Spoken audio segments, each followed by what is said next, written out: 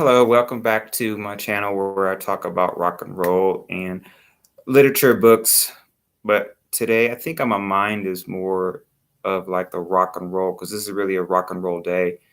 And it happens to be the day before Halloween, the 5th of October. So this is really within the Halloween season and the Halloween spirit. And as you may know already, rock music and Halloween sometimes go hand in hand, not always, but it really specific rock band, but a lot of them actually are really congruent with of Halloween. So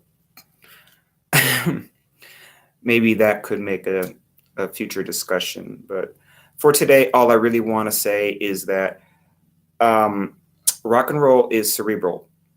It affects your brain when you turn on the music and that loud not acoustic, but the plugged in guitar, be it bass or the lead rhythm, that electric sound. And it's something about the instruments that are used in rock and roll. We're talking about bass and rhythm in the higher scale lead guitars. There's something about it that um, affects the wavelength or something. I don't know what it is, but it will have an effect on your actual brain. And it's like, how to put it, a balance or um, something that is harmonious, is what I want to say, a very harmonious wavelength for your brain. And so it's actually a good thing, a positive thing to turn on some heavy metal, some hard rock music, and turn up the dial a little bit. You don't have to play way too loud or way too crazy, but just enough for yourself to absorb into your brain the music, the loud music of the metal and the rock bands. The reason why is because it's going to help your brain wavelength, and it's going to um, basically, it's kind of like something that you need. Your brain craves it and needs this kind of a wavelength that comes from this kind of music. And I believe that this is particular to rock music and heavy metal music. There's just something, some type of quality to this music that you cannot find in other music. It's just that simple. Uh, I don't know. People like different genres of music for all kinds of reasons, but when it comes to a very physiological, physical um, reaction and remedy, this cerebral effect that this kind of music has.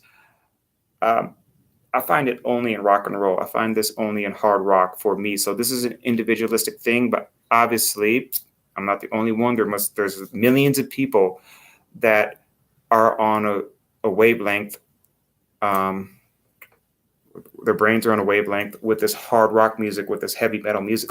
This music is not just about theater or lyrics or just about instrumentation, composition of the music per se.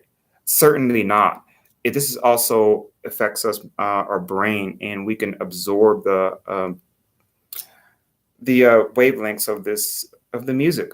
And so, understanding how the point of all this is that this is important. This is not something you can skip. You got to take the time out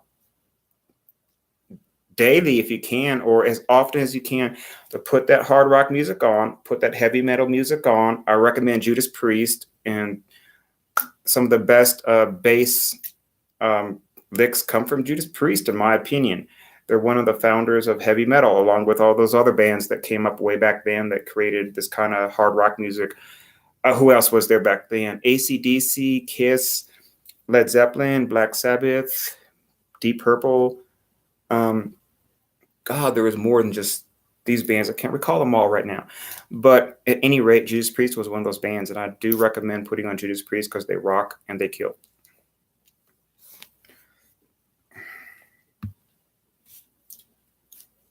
Mm-hmm.